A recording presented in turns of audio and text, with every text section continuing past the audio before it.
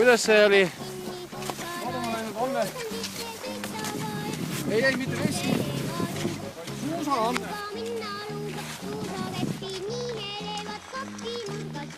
Tuleb ju.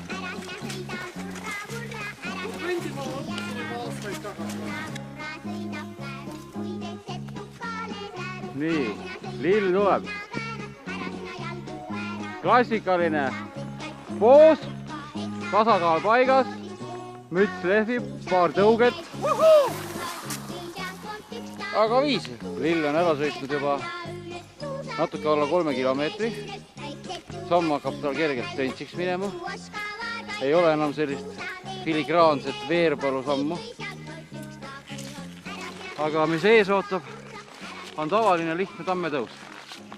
Nii, mismoodi sa kommenteerid? Te teete nalja või? Suusad on sul head, varustus on sul tipp-topp, kepid ka ja kõik on... Et ei ole olemas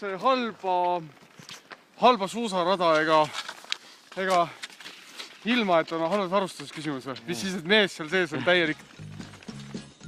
Suusalumi, saadas õhtust hommikuuni, saadas kinni suusaraja, uus on sisse sõita vaja. Lillkolesid peab üles sõitma, mitte kõndima.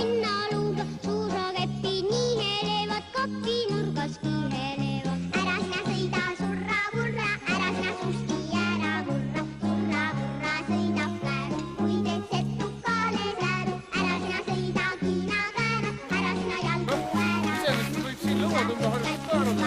Jaa, jõusaali ei pea minema siis vaata. Suusatee käib üle luha, siit ei sealtpoolt ükstapuha. Suusasõit käib alla üles, suusad üles viime süüles. Väiksed suusad trilla-tralla, sõitu oskavad vaid alla. Suusatee käib üle luha, siit või sealtpoolt ükstapuha.